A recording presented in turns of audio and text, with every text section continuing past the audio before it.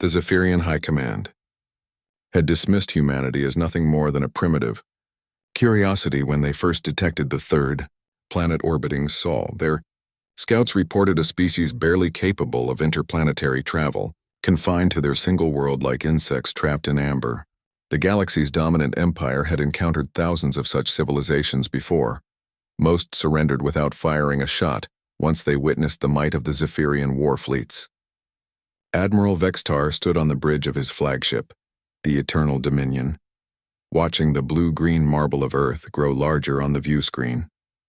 Behind him stretched a fleet of 800 vessels, each one a testament to Zephyrian technological supremacy.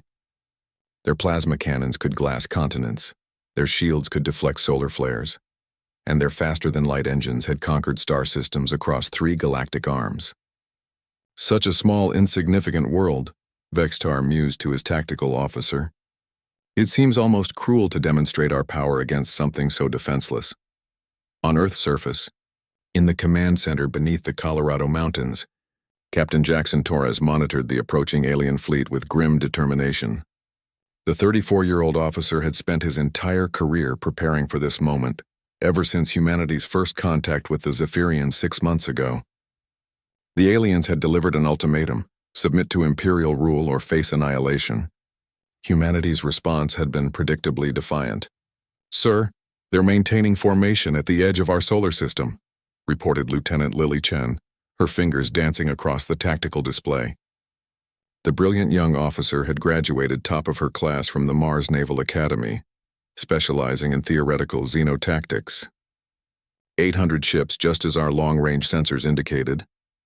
Jackson nodded, his weathered face betraying none of the tension coiling in his chest. "And our dreadnoughts?" "Project Mjolnir reports ready status across all 7 vessels, sir. They're waiting for your signal." The Zephyrians had made one critical error in their assessment of humanity. They had observed Earth's primitive chemical rockets, its basic fusion reactors, its crude defensive satellites, and concluded that humans posed no threat. What they failed to detect were the 7 massive constructs hidden in the asteroid belt, powered down and shielded by technology that humanity had reverse-engineered from their first encounter with alien wreckage 50 years earlier. The Dreadnoughts were humanity's greatest secret, their greatest gamble, and their only hope. Admiral Vextar activated the quantum communicator, broadcasting on all frequencies to the planet below. "Primitive inhabitants of the Third World, I am Admiral Vextar of the Zephyrian Imperial Fleet. You have refused our generous offer of vassalage. Prepare to witness the consequences of defying the empire that has ruled the galaxy for 10,000 years. Jackson keyed his own transmitter, broadcasting back on the same frequency. "Admiral Vextar, this is Captain Jackson Torres of the Earth Defense Force. We have a message for you and your empire." He paused, allowing silence to stretch across the void. "You should have brought more ships." The Zephyrian admiral's mandibles clicked in what passed for laughter among his species. More ships? Against this backwater world? The very notion was absurd. "Begin the bombardment," Vextar commanded. As the Zephyrian fleet advanced into the solar system, their sensors failed to detect 7 massive shapes stirring to life in the asteroid belt. The EDFS Ragnarok, humanity's first dreadnought, shed its camouflage like a predator emerging from shadow. At 12 kilometers in length, it dwarfed even the largest Zephyrian battleships. Its hull bristled with weapons that no alien empire had ever encountered: gravity well generators, quantum torpedo launchers, and most terrifyingly, a spinal-mounted stellar cannon capable of igniting artificial supernovas. "Contact," Lily announced, her voice steady despite the magnitude of the moment. "All dreadnoughts are active and targeting the enemy fleet." The Ragnarok sister ships materialized one by one: Thor's hammer, Excalibur, Gungnir, Durandal, Kusanagi, and Graham. Each one represented decades of human ingenuity, desperation, and the absolute refusal to kneel before alien oppressors. On the Zephyrian flagship, alarms shrieked as massive energy signatures bloomed across their sensors. Vexitar stared in disbelief at readings that defied comprehension. The primitive humans had somehow fielded vessels that registered power levels beyond anything in the Imperial database. "Impossible," he breathed.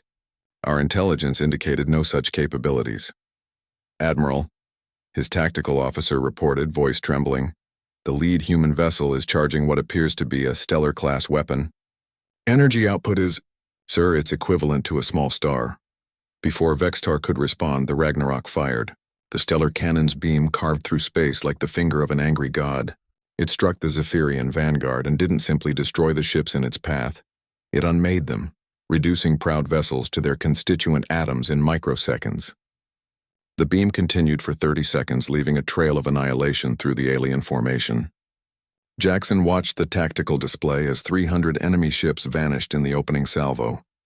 All Dreadnoughts weapons-free. Show them what humanity is capable of. The battle that followed would be recorded in the histories of 100 civilizations. Gravity wells collapsed Zephyrian ships into singularities. Quantum torpedoes phased through shields to detonate inside enemy hulls. The human Dreadnoughts moved with impossible grace for such massive vessels, their advanced AI systems predicting and countering every enemy maneuver. Admiral Vextar found himself commanding a rout. Half his fleet was gone within the first hour, and the remainder faced opponents that seemed to violate every known law of warfare. The humans fought not with desperation, but with cold, methodical precision that spoke of long preparation and absolute confidence in their abilities. "Admiral," his communications officer called out, "we're receiving a transmission from the enemy flagship." Jackson's voice filled the Zephyrian bridge once more. "Admiral Vextar, you now have a choice. Retreat beyond the heliopause and carry word to your empire, or join your fallen comrades among the stars. Choose quickly. My officers are eager to test our remaining weapon systems." Vextar looked at the tactical display, where 7 human Dreadnoughts held position like patient predators, surrounded by the wreckage of Imperial might. His remaining ships were outnumbered, outgunned, and faced with technology that transformed every assumption about human capabilities into cosmic dust. "All ships," he commanded, his voice heavy with defeat, "withdraw to safe jump distance." As the battered Zephyrian fleet limped away from Sol, Jackson allowed himself a moment of satisfaction. Lily looked up from her console, a slight smile playing at her lips. "Sir, long-range sensors confirm the alien fleet is retreating. Earth is secure."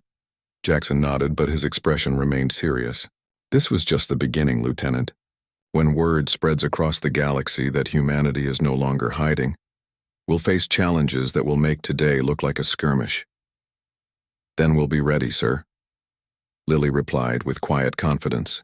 After all, they thought Earth was weak, until they learned that sometimes the greatest strength lies in being underestimated. The stars bore witness to humanity's first victory against galactic tyranny, but in command centers across a dozen worlds, alien admirals began to speak of the species that had shattered the myth of Zephyrian invincibility. Earth would never be alone again, but neither would it ever again be dismissed as weak.